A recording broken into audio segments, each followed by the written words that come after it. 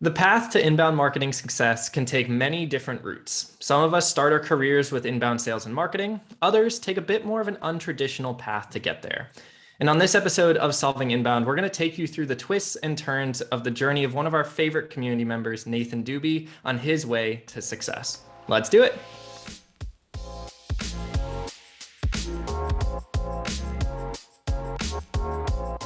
Welcome back to another episode of Solving Inbound. My name is Connor Delaney, joined by John Becker. And today we have a special guest, Nathan Dube from Industrial Packaging. Nate, welcome aboard, my friend. Hey, thank you so much for having me here. I'm very excited to be part of this podcast. Yeah, it's going to be a blast. We've got a really fun conversation, a really fun story. I know as we've been preparing, you've shared a lot of really fun things that we're going to dive into right away. But before we do that, Nate, take us through who you are, what you do, and what your company on Industrial Packaging does as well. Sure. My name is Nathan Dube. I am the digital marketing specialist at Industrial Packaging. Industrial Packaging is a packaging company who sells packaging machinery, packaging materials, and also does outsourced contract packaging, which means we do services for other companies looking to outsource services such as contract packaging, primary packaging, secondary packaging, third-party logistics. And I mean, that's pretty much it in a nutshell. A lot of packaging, and we're gonna get into the industry focused stuff, no pun intended. But let's start before industrial packaging, Nate. Let's start with where your career really started. Were you always someone who was interested in doing inbound, or take us back to the beginning? All right, well, I guess that goes back to 2006. I was working for a company that sold copiers and fax machines, office equipment, software for document management and things of that nature. At the time, I was working in the marketing department as a graphic artist. I joined, I want to say it was June 26th of 2006. And Specific. Yeah. A lucky guess, I'm going to say. But yeah, I mean, it's probably in the ballpark anyway. Yeah. And you know, when I joined the company, I think I did graphic design for about 2 weeks before they started literally tossing me around the company. I wore many hats. I never knew what I was going to be doing. Some days I was doing graphic design. Some days I was told to go mow the lawn at our retail locations. I did wide format printing and production. I refilled inkjet cartridges and toner cartridges, one of the most dirty jobs in the world. I actually submitted it to Dirty Jobs from the Discovery Channel. And they were going to come out, but the show got canceled a month later. So unfortunately, that never happened. So, it was a little disheartening being that, I wanted to be a graphic designer. And here I am mowing lawns and doing all sorts of other things. And I never knew what day-to-day was going to look like. And in 2009, there's two things that occurred. One, a salesman got let go because he wasn't producing. And so I asked for the opportunity to sell. And my boss said, sure, you got 6 months. If you can do something, we'll let you, stick with it. And around the same time, I had already been doing social media advertising for myself. I was a former touring musician for a band called Jabuda, and we were touring all over the Northeast. And there wasn't a lot of people doing B2B social media marketing at the time. And I thought, there's something here. I think it's something we should get involved with. So I talked to my boss and he said, all right, we're going to have you come into the boardroom. We'll have the president, the CEO, our finance manager, the sales manager, and you can pitch to us why we should do this. So I said, all right. So I put together a PowerPoint presentation for, the big three, which at the time in my mind was Twitter, LinkedIn, and Facebook. I had some case studies about other companies who were leveraging social media, mostly for brand awareness, which back in 2009 was pretty much all B2B companies were doing with social media. And once again, they said, okay, you got 6 months. We'll let you be the social media manager. And if, you produce some revenue, you can continue in the position. And then they noted you have a $0 budget. It was like, okay, have fun. A challenge. Fantastic. So it was actually pretty easy to come up with the marketing campaign that really launched my career. And that was the Destroy Your Printer video contest. Having worked in the industry for 3 years, I quickly learned that one of the things I hated more than anything on the face of the planet was copiers and printers. Often malfunction. If a toner cartridge explodes, it's a very unpleasant situation. And it seemed like whenever I needed to have a proposal or a report on my boss's desk, of course, the day that I went to go do that, the machine would jam. And I had a vivid vision of taking a sledgehammer to the office copier. And that was like, yep, that's it. We will invite people to creatively and humorously destroy a printer in their office, and the prize will be X amount of dollars donated to a charity of their choice, and 2 new printer cartridges for a replacement copier printer in their office. So I set up a blog post. I was using a Blogger blog at the time. It's still active if you guys are interested. It's a historic relic at this point. It's called Adventures in Office Imaging, and it wasn't hosted on our blog, but I had it linked to our website, of course. And so, I had an outline saying, if you're interested in entering the contest, you just have to creatively and humorously destroy a printer, send us the video, we'll upload it to our website. And at the end of a 6-month period, we'll have the corporate team vote on the favorite video. And I wasn't sure if it was going to take off or not, but it really did blow up. I mean, I think we got 5 or 6 entries the first year. And then I used those videos to create the promotional video for the second year of the contest. And that's where it really did explode. We got, I want to say 12 entries from all over the United States. We even had people internationally sending in videos, which, because we were pretty lax with the guidelines at the time, we told them you can't win, but yeah, sure, we'll throw it up, if you want it on our website. And it went viral.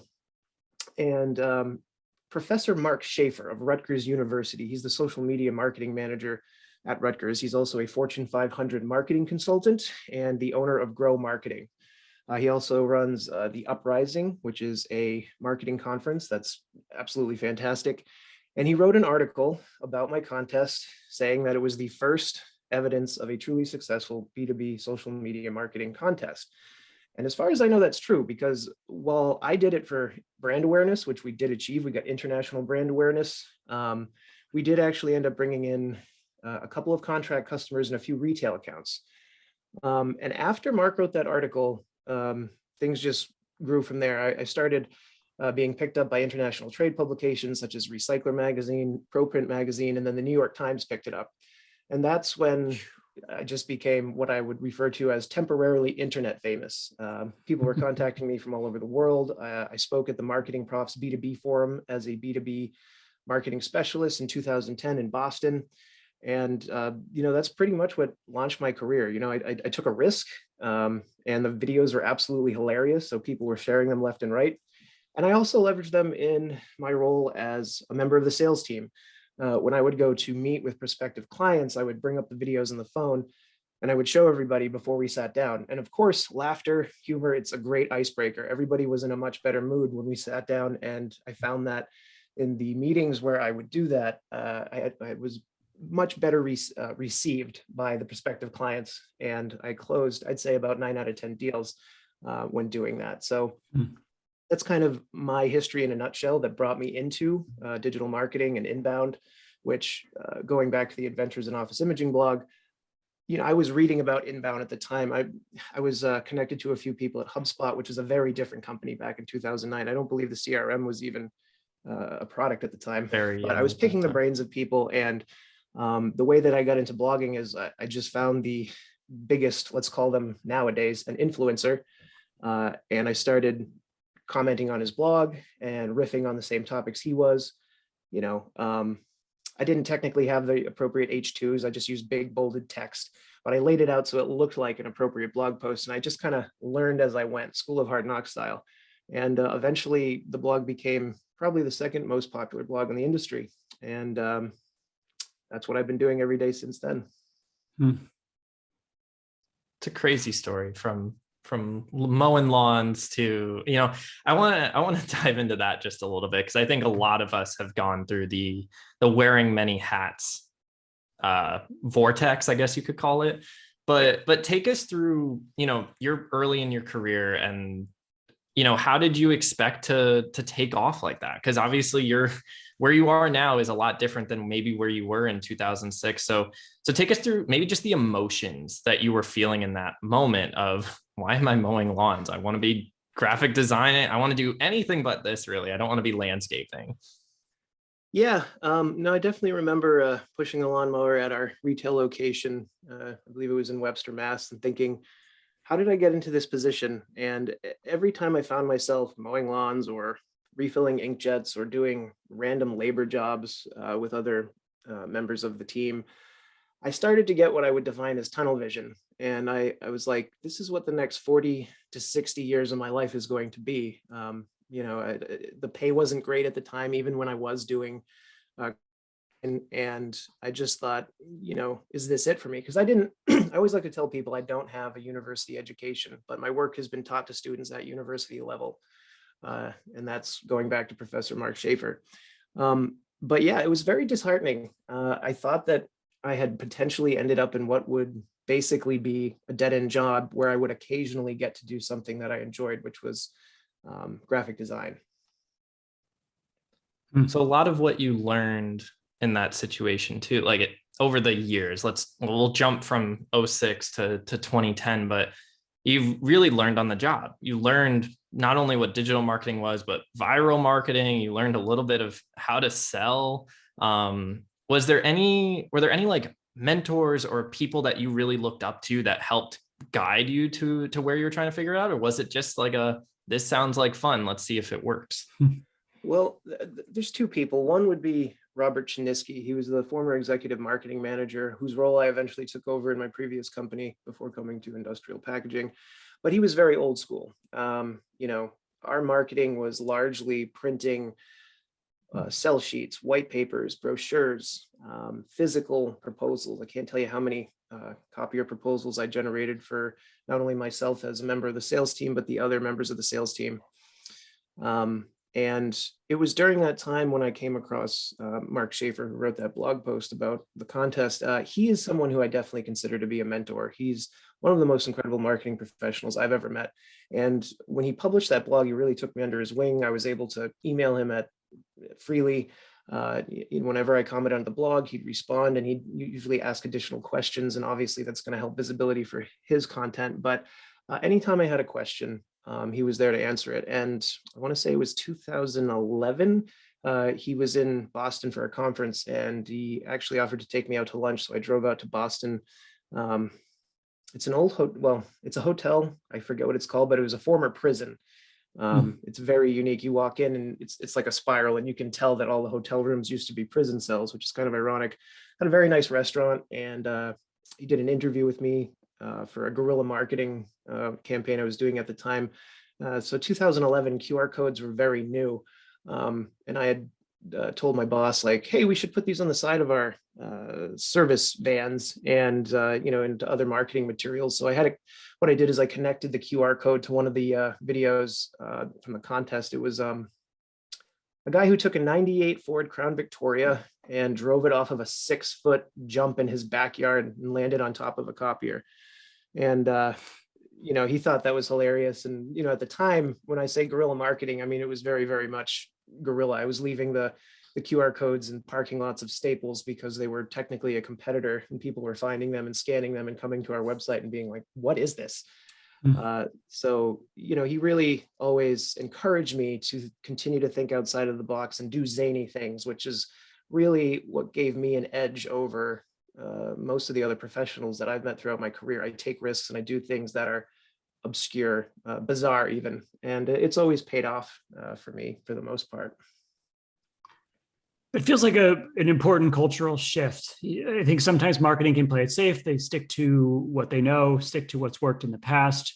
And I think that's really refreshing to hear that there's, when we introduce risk, we introduce a level of excitement, enthusiasm, virality, although, that's not really our goal per se, but it feels like we're approaching the same old problems in unique ways. And that's kind of where the wins are. Yeah, no, absolutely. I would say that, not a mentor, obviously, but someone who I was heavily influenced by was the street artist Banksy. I'm sure you guys are probably both familiar with him. He spray paints these politically charged messages in places all over the world. And there was something about his ability to connect with people by, installing pieces of artwork. And while I certainly wasn't doing things to that level, the idea with the QR codes and just some of the more obscure things that I was doing was to inspire people to be curious.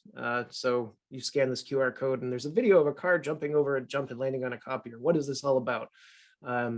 It generates curiosity. And like you said, John, it's not really about virality. I was fortunate in that having done all of this and really flying by the seat of my pants, that I was able to close deals. I'll give you an example of the way that I was actually able to use the content to do that. So I think it was 2011, 2012. I was working with a fiber optics management company who I got as a lead, as a referral from a gentleman who worked for an IT company that was a client of ours. And I was sent to go give them toner cartridges. It wasn't my account, it was another guy's, but he was unavailable at the time. And I showed him the video and he goes, "Oh, you got to show this to my friend so-and-so at this company." So he gave me a referral. I drove up and I met him. And the first thing I did was say, "Hey, you got to check out this video." And he laughed his ass off. It was hilarious. And he just was so taken aback. And he's like, "Yeah, man, we'll give you a shot. Let me give you a walk around the building." And that's how we made our money. I would do what's called a copier analysis. I would walk around a business everywhere from mom and pop shops up to Fortune 500 companies and take prints off of every copier and then put together a cost per print plan, which people would pay rather than ordering parts and toner cartridges retail. We would bill them per print, which 90% of the time you can get a 30% cost reduction. And fortunately for me, the content I produced, going back to the beginning of this conversation, was an icebreaker. And I was able to get a few contracts and retail accounts by showing the clients those videos, humanizing the situation, taking the focus away from it being strictly business, and sort of, I like to say, alchemically transmuting the emotions behind a sales meeting from one of the feeling that, "Oh God, I have to do this. I don't really want to spend my time with this person," to, "Wow, this person is very fun to be around. And this was unexpectedly pleasant." Right. The QR code thing is funny because it's kind of had a resurgence. It made me think of the Super Bowl commercial. It was a crypto Coinbase. I want to go with Coinbase. Yep. But they did like a 30 or 60-second QR code as their whole commercial, and it exploded. It was super popular. It was controversial, but it got a lot of engagement. And you were at the forefront doing it in parking lots at first. But even more importantly, what you're bringing up right now is huge. Is you're breaking down the barriers that typically come in the sales process, and it's through content that you've created, which I think transitions really well to what you're doing now. And I want to take a look at what brought you to industrial packaging. You're having this success. You're getting interviewed by the New York Times. What was the opportunity in industrial packaging, and what really enticed you to get there? Well, I spent the next 10 years or so simultaneously managing social media for the company while being a full-time member of the sales team. And I was always doing quite well with social media as far as brand awareness and leveraging content in my own sales process. But I think the last 3 or 4 months that I was in sales, I lost a couple accounts because we had, like a Fortune 500 competitor come in who would take a loss in order to get the deal. There was nothing you could do in that situation. And I wasn't bringing in deals. And I got called into the office and I thought, "Oh, this is it. I'm going to get fired." And I sat down with my boss and he said, "Our current marketing manager is retiring. How would you feel about becoming the new executive marketing manager?" And I said, "Yes." So I took over that job. The original marketing manager came in once a week to sort of just help me out with things I didn't know. And if I hit a process that I wasn't familiar with, he'd show me the ropes. And I did that for about 8 months. And at the end of that time period, we bought a competitor. I want to say we were maybe a $6 or $7 million company at the time, and we bought a company of the same size. And the idea was, we'll get all this business and we'll start generating revenue immediately. The unfortunate truth to that, though, however, is while we grabbed a large swath of market share, we lost money very, very quickly. And so right around that 8-month mark in my new role as the executive marketing manager, I was laid off with about 50% of the employee base of the company. And, it killed my boss to do it, who's ironically enough, my boss at the time, this gentleman, Michael Carpentier. He is now Industrial Packaging's general manager, who I gave a referral to, and now he works for our company. But his father was the CEO of the company and said, "I understand how you feel, but we have to do this." So, he said, "I'm sorry, we have to do this." He gave me a nice severance package. And, I was out of work for the first time in my life. And I kind of thought, "Oh, this is going to be nice. It'll be like a 6 to 8 month vacation." The first 2 weeks kind of felt like that, but then reality set in and I was terrified because I didn't have a degree. I did have quite an impressive revenue from marketing, but I wasn't sure how that was going to be taken by other companies. So I applied for 3 or 4 jobs a week, whatever it is. Everything's automated now. You just have to put in the information. They send you checks. So I got towards the 7th month, and I had several offers, but most of it was stuff that was in the same industry, and I had enough of copiers and toner cartridges and things of that nature. So when I got that far, I was like, okay, I got to figure out what I'm doing here. So I actually tried to start my own business, doing web design and independent marketing. And I did end up getting one gentleman, a friend of mine, his name is, I forget it at the time, McCurdy Insurance, who's a local business near where I live. But at the exact same time, I had gotten an offer from David Roberge, my current manager, the growth director here at Industrial Packaging. At the time, he was the marketing manager. And I went in for an interview, which was the most in-depth interview process. I don't know if that's par for the course nowadays, but I did 4 separate interviews. I did a phone interview with him, and then I came in and I interviewed with the finance manager and the business operations manager, a secondary interview with the sales manager, and then a final and 4th interview with Dave in person. And he said, all right, how do you feel about writing 80% of the time? It's going to be the bulk of your business. And I said, I love writing. I mean, I was blogging in my previous role. To have it be, the bulk of what I'm doing, I'd be quite comfortable. So he had me write a 600-word blog post about a topic. And I was one of 3 people who was given the same assignment. Apparently, I did the best out of those 3. And I was accepting the job. I want to say it was in February of 2018. I believe I've been here for 3.5 years, so how much that pans out. So that's how I got to industrial packaging. But I was not familiar with TAIA, they ask you answer, or the approach that Impact Plus uses for inbound marketing. I had been doing it my own way based on blog articles that I'd read and speaking to other professionals that I met through marketing profs, etc. So it was Dave who really introduced me to that. So I read the book. About a year later, Zach came in and did a presentation. We got corporate buy-in. And, from day one, I was producing, it started with 1 blog article a week, went up to 2 in the 2nd year. Now I also do a podcast weekly, and we have an animated edutainment series, a cartoon, for 4th piece of content that I try to get on a monthly basis. Right now, the main focus is the blog, the podcast, and right now I'm working on a pillar page, so I don't really have time for the cartoon. But all of that was new to me. And while, a lot of the, like the SEO aspects, like optimizing H2s and having the proper link structure and making sure your keywords are in the URL, the metadata, the title, and the first paragraph, all that stuff, that was new to me. But, being that I had been kind of doing this my own way, I did adapt to it fairly quickly. So I would say I had a grip on it within 6 months, and we were doing things the way that they needed to be done to achieve the goals of TAIA. It's a lot of learning. And again, it almost follows the trend of what you said most of your career has been too, is learning on the job. And I'm someone who, I have a college education, all of that stuff. And I love a lot of that, what it brought, but it also, and I've heard other people say this, like getting that degree and getting that education teaches you how to learn and teaches you how to adapt in situations and understand how to be successful wherever you get dropped. And you're kind of being that shining example at the moment of, you get put in different situations, you're educating yourself, like you said, you're going on other people's blogs, you're engaging with other personalities and other thought leaders to learn how to do a lot of this. And I think that's where a lot of people who are maybe in a similar role or maybe just be getting started need to be doing more of, is seeking out that education, not expecting it to come to them, but really going after it and trying to understand how to do it yourself. And then eventually these opportunities are going to come around and you're going to hit your break.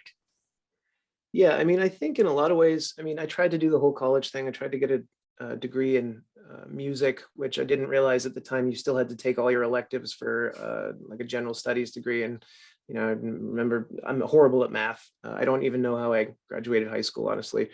And you turned out all right, Nate. Yeah, no, everything did pan out, fortunately. But I'm awful at math. And, I remember sitting there trying to go through a math class, and then I found out after I signed up, because I didn't know what I was getting myself into. I wanted to be, I wanted to get training in jazz guitar and to be a full-time touring musician, which I was at the time. I just didn't have the music theory aspect of it to the extent that I wanted it. Again, self-learner. But you also had to take 2 semesters of piano, and I didn't want to learn the piano, and I didn't. I just barely failed my intro to theory class, and so I ended up dropping out. I did get a certificate in graphic arts, which helped me to get the job at my previous company. But yeah, as far as I'm concerned, I've always considered myself an autodidact, meaning a self-learner. And when I need something, it's very easy for me to acquire the knowledge because need produces action. So going back to, that tunnel vision that I had when I was struggling with my role and being like, is this really what the next 50 years of my life is going to look like? That was highly motivational for me. And being fortunate enough to be raised in a country and society where I had regular access to computers, and the internet was, when it came out, I was right on the cusp of that. I knew how to use the tool, and it was like, I can find all this information online. I mean, YouTube was still pretty new at that point, but even then I was looking for videos of people who were talking about things that I was doing. Again, reading other people's blogs, having conversations with all the marketing people who connected with me through the contest, just picking their brains. So yeah, for me, it really is about being an autodidact, self-learning. And while sometimes I wish I had gotten a degree. I talked to a lot of friends who are, they have a master's degree, and right now they're struggling to get work for one reason or another. So I'm 100%, behind the idea of getting a degree. I think education is incredibly important, but I do think it's important to point out for people like myself, if the traditional path of education is not something that's going to sort of work for your personality or the way that you learn, there's so much opportunity in the world right now through the internet, which is essentially a free resource. I mean, if you don't have a computer or access to one, you can go to a library. And there's so much incredible free information out there right now that, I like to say that, I'm evidence that it can happen. Yeah. I think the message I get within that anecdote is education's important, however you get it. You just got to find a way that you're going to go learn and that you're going to be able to apply and take action from it. But let's get back to the Nate story a little bit, and let's go through. So you had a lot of success in prior roles, and I want to know, how did that transition into industrial packaging, into something that, while you had been doing it, that you were doing it in a new way with the Ask You Answer? Take us through that. And I know David introduced it to you, and David Robert is just someone else in our community that we work with and that I have a pretty strong relationship with too. But take us through your journey of becoming a content manager and what that all looked like too. Yeah, so when I joined the company, and my role to this day is digital marketing specialist, I am also the content manager. The name of my role covers various responsibilities. I also manage social media, so on and so forth. But as soon as I joined the company, Dave immediately had me read the Ask You Answer. I watched a bunch of training materials on your website. This was pre the current Impact Plus website, going back about 3.5 years ago. And, I just soaked it up and I just followed the steps. At the time, it started with just 1 blog post per week, following all the SEO guidelines, doing the best to answer questions that were submitted by prospects and customers, being educational, an emphasis on not coming off as overly salesy. I did that for a year before we bumped it up to 2 blog posts. I will admit that was a bit of a struggle. It was intense. It was a lot of writing. And, at my company, we have a real focus on our core values, one of which is commit to success and embracing change. And so we're constantly trying to get better and better. So if you were to compare my work today to the first articles I wrote back when I joined the company, they're significantly better now. I've got some historical optimization work to do at some point in the future. But I just, TAIA it's the type of thing where if you just follow the process, it works. And I didn't fully believe that for the first year because, 6 months in, I hadn't generated any SQLs. I hadn't seen what we were being promised. And Dave was like, just trust the system, follow through. I think it was about 1.5 years into it where I got my first $10,000, $20,000, $30,000 deal. Then towards the end of that year, we got, a few $50,000, $60,000, $75,000 deals. I'm like, okay, it's working. And then it was August of 2021. I brought in a $1 million annual contract through a first interaction blog post. And that was when it clicked, because the post was less than 4 months old. We got the first interaction fruit, meaning the keyword, there's only about 10 people per month looking for it. So that certainly helped. But it was confirmation to me that the process worked and everything was done the way it was supposed to. It was properly optimized for SEO. H2s are where they would need to be, good link structure, answering questions rather than selling stuff to people. And what's interesting is, when that came in, we got a phone call. So we didn't know what content they looked at. But having gone through the TAPE process and working with, a content consultant from you guys, I had dug a lot deeper into Google Analytics. And while I had certainly been using that tool for years prior to that, I didn't have as deep an understanding of the things that you could do. So what I did is I actually went into the geo mapping function in analytics. I looked up the map of the US and I targeted just the state and town where the caller who said, hey, we're ready to do a contract. We just read a blog post. We want to move forward. And I was able to identify we only received one visit from that state and that town in that date range. So I was able to go to my boss and say, hey, I know we didn't fill out the form, but I can guarantee you it came from this blog post. You're welcome. And it was very well received. I think any business that we work with, we talk a lot about buy-in. You mentioned before corporate buy-in.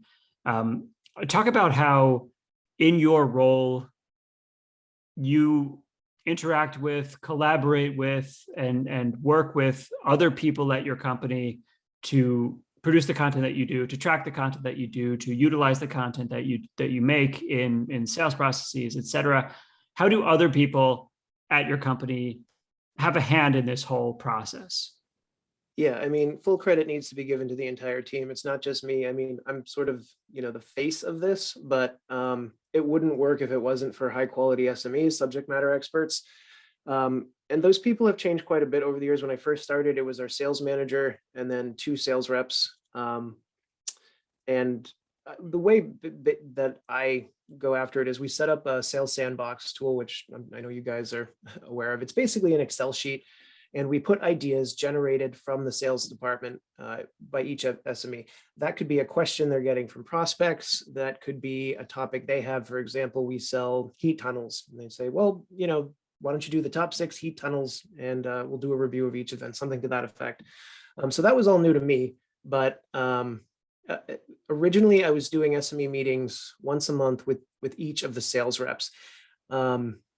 You zoom up to today, we have a completely different structure. The growth team is a combination of the marketing and sales department. We're not 2 separate entities now.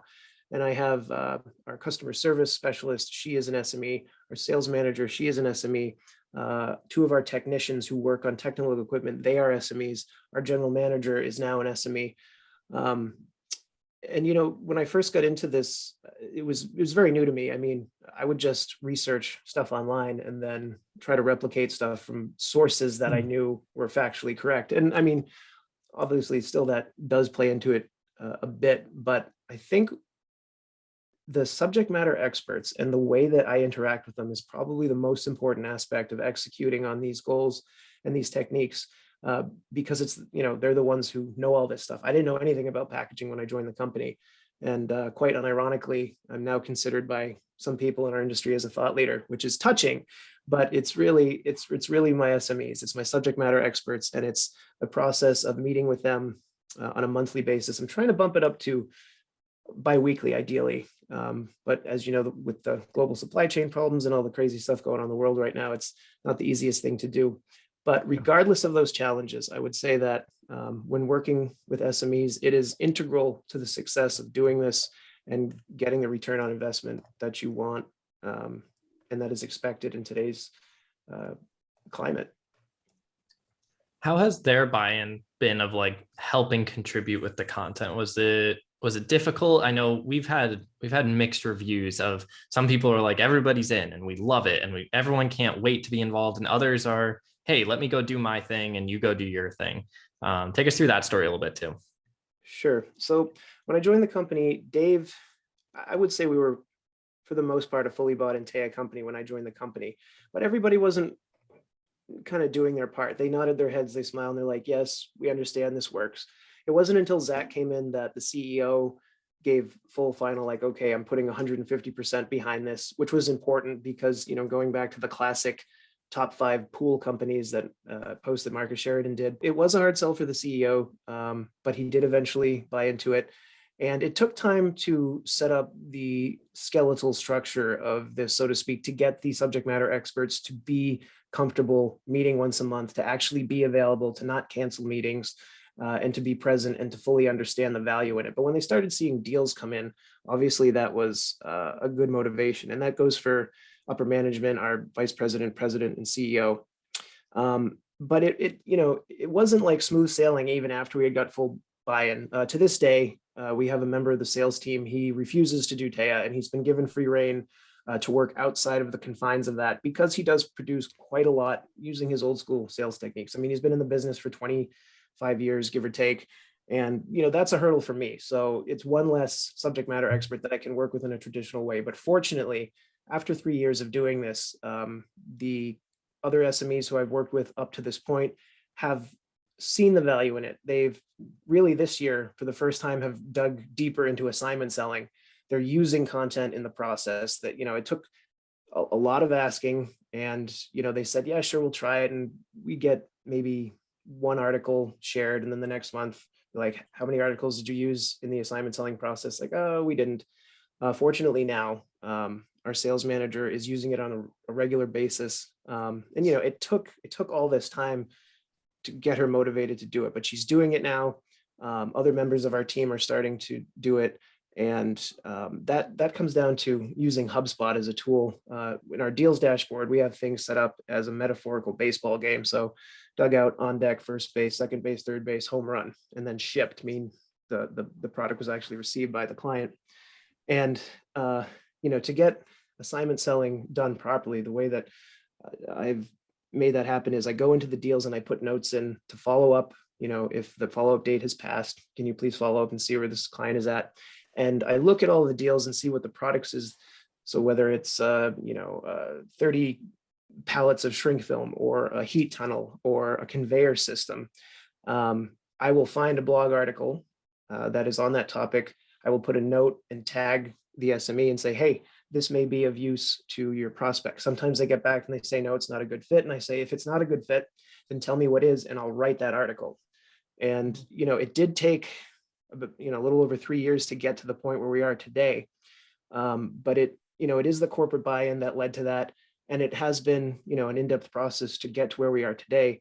But that buy-in it was the first step in the journey that we've taken to get to the point where today we have multiple SMEs who are meeting with me, producing ideas, working with me when they don't have an idea by using the tool that Liz developed to kind of bring thoughts out of their mind if they haven't thought about things from a certain perspective. And finally, with the techniques that I've spoken of today, implementing assignment selling by taking content and using it for where each prospect is in the pipeline. A lot going on, Nate. And, you said it took 3 years to get there. And as we're wrapping up, I want to know a little bit about what the next 3 years look like. What's next on Nate's journey towards success here? I want to achieve greater things than I already have. So my biggest achievement in this role so far has been bringing in an annual contract in less than 4 months with content. I'd like to see 2 or 3 of those this year. I'd like to, maybe be subversive in my approach and do things that far super exceed that. What exactly does that look like? How am I going to do it? I can't really say. But what I can say is that I'm extremely driven, and with the gifts and tools that I've been provided from Impact Plus, I'm going to continue to carve a niche and, still rest on some of that old school School of Hard Knocks creativity. So whatever I do, it's going to be a balance of a creative approach and going above and beyond what I've already achieved.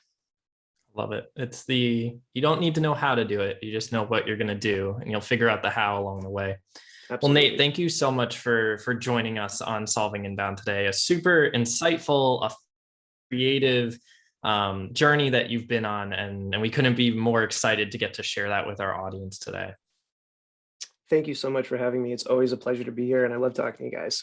Beautiful. Thanks so much, Nate. And thank you all for listening to another episode of Solving Inbound, where we took you through the untraditional journey of Nathan Dube on his way to inbound sales and marketing success. We hope that you enjoyed this episode. And until next time, we'll see you around.